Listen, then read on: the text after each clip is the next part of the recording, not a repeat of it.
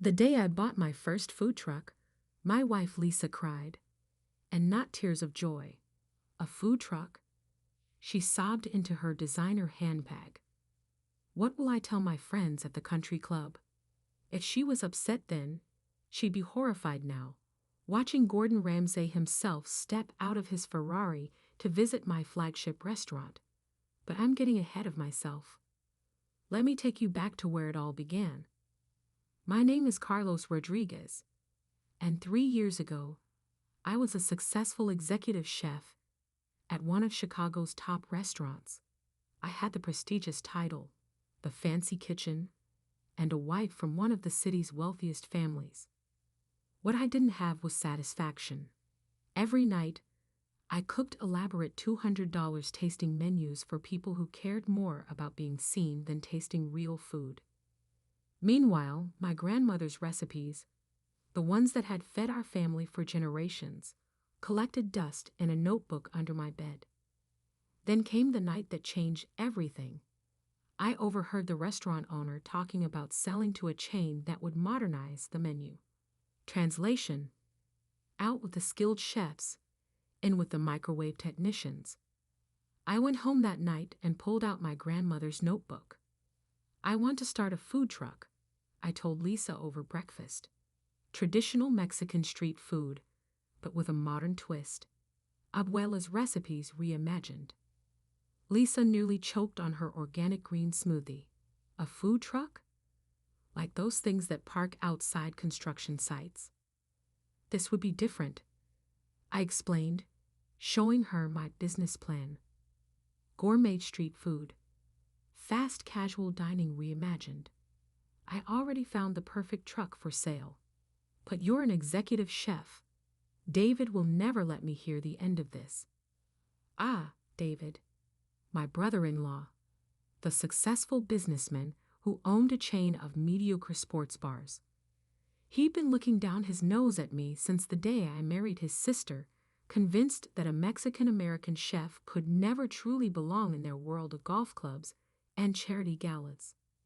I bought the food truck anyway, using my savings and a small loan from my cousin Miguel. Lisa refused to even look at it. Just park it somewhere, I won't have to see it, she said. I called it Abuela's Street Kitchen and painted it with bright colors inspired by the markets of Mexico City. My first location was outside a busy office complex in downtown Chicago. Day 1, I sold out of everything by 1 p.m. Day 2, the line stretched around the block. The secret wasn't just the food, though my grandmother's slow-cooked barbacoa, reimagined as gourmet tacos with homemade pickled vegetables and artisanal sauces, was something special. The secret was love. Every recipe told a story. Every dish carried memories of Sunday afternoons in Abuela's kitchen. Within months, I had a cult following. Food bloggers raved about the elevated street food that maintains its soul. Local newspapers wrote features about the executive chef who traded fine dining for food truck freedom. I added a second truck, then a third. Lisa gradually warmed up to the idea, especially when she saw the profits. But David? He became even more condescending. At least he's not unemployed, he'd say at family gatherings, loud enough for everyone to hear. Though I'm not sure selling tacos from a truck counts as employment, I kept my head down and focused on growth. By the end of the first year, I had 5 trucks and was catering major corporate events. I hired other immigrant chefs who, like me, had stories and recipes to share. Each truck became a platform for different regional cuisines, all elevated but accessible. Then came the night of David's big announcement dinner. He gathered the whole family at his newest sports bar to share some incredible news. Lisa dragged me along, making me promise to dress properly instead of wearing my chef's clothes. The private room was packed with family and business associates. David stood at the head of the table, practically bursting with self-importance. "I've just signed a deal to franchise my sports bar concept nationally," he announced. 20 locations in the first year. Soon, there will be a premier sports bar and grill in every major city. The room erupted in applause. Lisa squeezed my hand excitedly. "Isn't my brother amazing?" David wasn't finished. "And since we're all sharing news," he smirked, looking directly at me, "I heard Carlos's little taco truck had quite a line today. Must have been giving food away again." Huh. The room tittered with polite laughter. I felt Lisa tense beside me. "Actually," I started to say, but David talked over me. "You know, Carlos, I might have an opening for a cook at one of my new locations. You know, a real job. Can't sell street food forever." More laughter. Lisa stared at her plate, cheeks burning. I opened my mouth to respond, but at that moment, my phone buzzed. A text from my business manager. "Urgent. Gordon Ramsay's team just called. He tried our food incognito today. Wants to meet tomorrow. Potentially interested in partnership/acquisition. Don't share yet." I looked up at David, still holding court with his franchise dreams, and smiled. Sometimes the best revenge is served with a side of salsa. The next morning, while David was probably nursing a hangover from celebrating his franchise deal, I was sitting across from Gordon Ramsay in my original food truck, watching him take another bite of my grandmother's barbacoa taco. "Bloody brilliant," he said, closing his eyes to savor the flavor. The depth of the meat, the pickled vegetables, that sauce, it's fine dining quality served from a truck. Exactly what the industry needs. His team had already toured our commissary kitchen, where we prepped food for all 5 trucks. They'd reviewed our financials, our growth plans, our customer analytics. But Gordon wanted to taste everything himself, starting with the original truck where it all began. "You've got something special here," he continued, wiping his hands. "Not just the food, the whole concept. Premium street food that doesn't forget its roots. And your numbers are incredible. How many customers do you serve daily?" "About 3,000 across all trucks," I replied. "And we're booked solid for corporate events 6 months out." Gordon nodded, unsurprised. "That's why I'm here. I want to turn this into a global brand. Fast casual dining that doesn't compromise on quality. I'm thinking flagship restaurants, franchise opportunities, but keeping the food trucks as the heart of the brand." He slid a document across the small counter. "Here's my offer. $25 million for 60% of the business. You stay on as CEO and culinary director with full creative control. We'll start with locations in major U.S. cities, then expand internationally." I stared at the number on the page. $25 million. More money than David would see in a lifetime of mediocre sports bars. "There's more," Gordon added. "I want to feature your story on my new show, From Food Truck to Fortune. The immigrant chef who revolutionized street food in America. It's exactly what audiences love." Before I could respond, I heard a familiar voice outside. "Carlos? Why is there a Ferrari parked next to your truck?" Lisa stood there, designer sunglasses perched on her head, staring at Gordon Ramsay like she'd seen a ghost. Behind her, because the universe has a sense of humor, was David. "What's he doing here?" David demanded, pointing at Gordon. "Is this some kind of joke?" Gordon stood up, his imposing figure filling the truck's window. "I'm here," he said in that famous stern voice, "because your brother-in-law has created something extraordinary. Something worth millions." The color drained from David's face. Lisa's sunglasses slipped off her head. Millions, she whispered. 25 million, to be exact, I said, holding up Gordon's offer. Plus international expansion, television exposure, and full creative control. David grabbed the document from my hands, his eyes scanning frantically. This can't be real. It's just a food truck. Actually, Gordon cut in, it's a revolutionary concept in fast casual dining that's outperforming traditional restaurants 3-1. Your brother-in-law served over 500,000 customers last year with a profit margin that would make most Michelin-starred restaurants jealous. Lisa had to sit down on one of our outdoor stools. But you said the food truck was just temporary, she stammered. No, I corrected her. You said it was temporary. I said it was the future. Gordon's team emerged from their cars with cameras. Apparently, they'd been filming the whole time for the show's pilot episode. David's face turned an interesting shade of purple as he realized his condescending comments from last night would likely make it to national television. Now, Gordon said, clapping his hands, shall we discuss the details? I've got reservations at Gibson's Steakhouse to celebrate. Gibson's? David sputtered. But that's where I'm having my franchise celebration dinner tonight. I've been on the waiting list for months. Corbin smiled. Yes. Well, they were happy to accommodate us when they heard who we were meeting.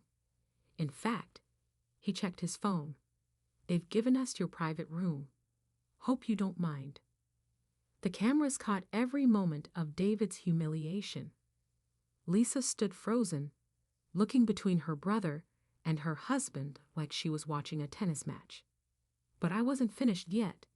I pulled out my own document, one I'd been saving for a special occasion.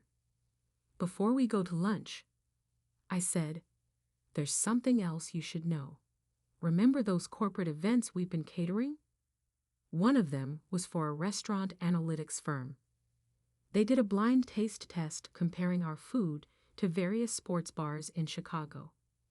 David's face went from purple to white. Turns out, I continued, your customers have been leaving your bars to eat at my food trucks. In fact, your sales drop 40% whenever we park nearby. That's why your franchise deal has a clause requiring my trucks to stay at least 5 miles from your locations. Gordon let out a laugh that would definitely make it into the show's final cut. Mate, I think you'll find that clause difficult to enforce now, especially since we'll be putting proper restaurants right next door to each of your sports bars. David stormed off, pulling Lisa with him, but she pulled away from him, looking back at me with new eyes. Carlos, she said softly, I'm so sorry. I should have believed in you. I nodded, but before I could respond, my phone buzzed again. Another text from my business manager. News of Ramsay's visit leaked. Netflix wants to do a documentary. Also, David's franchise investors are calling. They want to meet with us instead. I looked up at Gordon, who was already grinning. Shall we give them something worth documenting? The next few hours would change everything, but not everyone would be celebrating. The next morning, my food trucks made national news. Gordon Ramsay bets $25 million on food truck empire screamed the headlines. Street food revolution. The chef who turned tacos into gold. Read another. But the real drama was unfolding at David's franchise investor meeting. I sat in the back of the conference room, watching as David tried to salvage his sports bar deal. His PowerPoint slides showed generic burgers and wings, his profit projections based on outdated models. Then one investor raised his hand. Question for Mr. Rodriguez, he said, ignoring David completely. Would you consider letting us invest in your expansion instead? David's presentation clicker clattered to the floor. But, but my franchise deal, your deal, another investor cut in, was based on market conditions that no longer exist. Mr. Rodriguez's concept has changed everything. Premium street food with fine dining quality at fast casual prices. That's the future.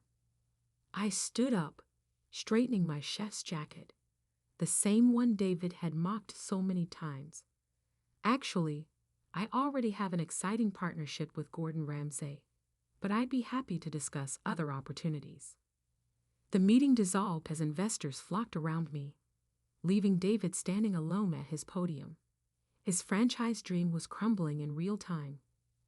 But karma wasn't finished yet. The Netflix documentary team followed me for the next month, capturing everything. They filmed me cooking with my grandmother, her proud tears as she saw her recipes honored on a global stage. They filmed our first flagship restaurant opening, with lines around the block and food critics raving. Most satisfyingly, they filmed the moment I bought the building housing David's original sports bar, which had been struggling since our food truck started parking nearby. "You can't do this," he had shouted when he received the eviction notice.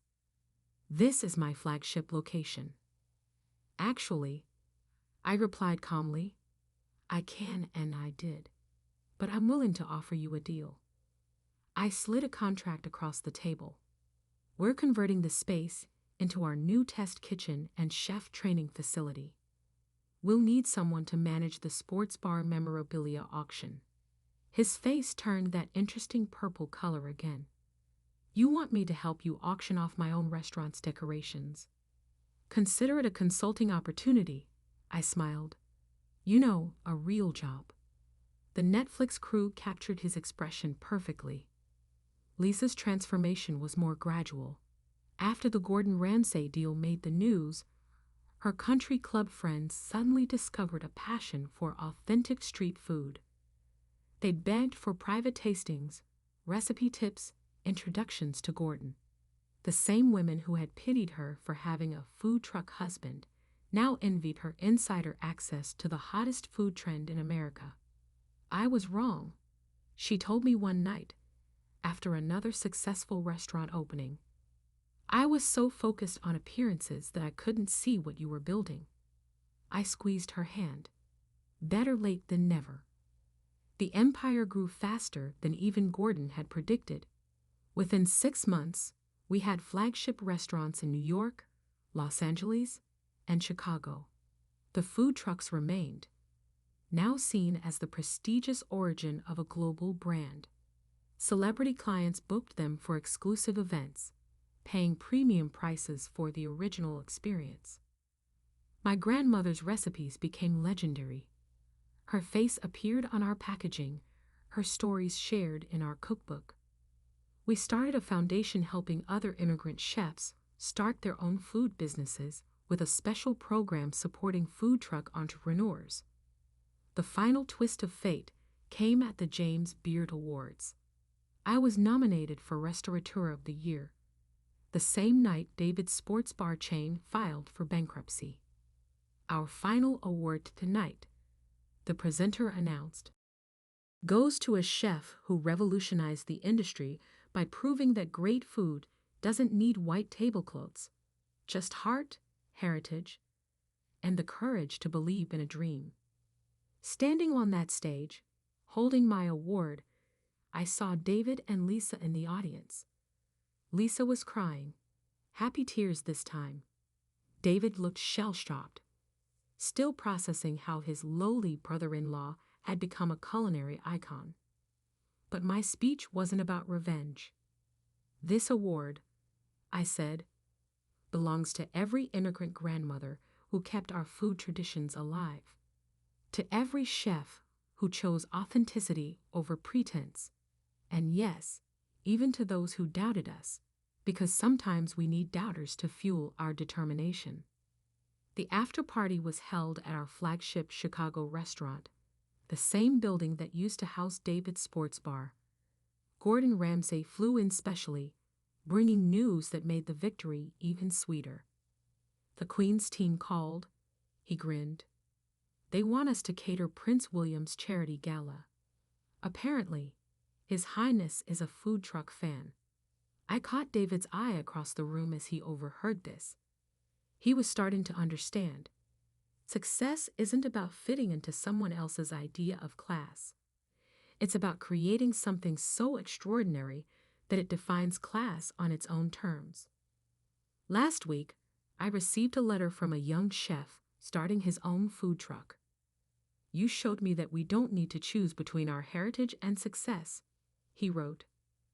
That's sometimes the path others mock leads to the greatest victories. I smiled, thinking of my journey from just a food truck to a global empire. On my office wall hangs a frame containing our first day's menu, written in my grandmother's handwriting. Next to it stands my James Beard Award and a photo of Gordon Ramsay eating that first life-changing taco. This morning, I drove one of our original food trucks to David's daughter's wedding, at their request. The same family members who once mocked taco truck food now bragged about their connection to the brand. David even managed a grudging smile as he watched his society friends line up for our famous barbacoa tacos. You know, he said quietly, as I served him personally, I never thought I'd say this, but you were right, and I was wrong. I handed him an extra taco, made with our secret sauce that had made Gordon Ramsay swear in amazement. The food or the business? Both, he admitted. All of it. I nodded, then turned to serve the next guest, the mayor of Chicago, eagerly waiting his turn at my food truck window. Sometimes success isn't just about proving doubters wrong. It's about staying true to your vision until the world catches up. And sometimes the best revenge isn't served cold. It's served in a hand-pressed tortilla with a side of vindication and a sprinkle of family reconciliation. My phone buzzed. Another text from Gordon. The Queen had finished her taco and wanted the recipe.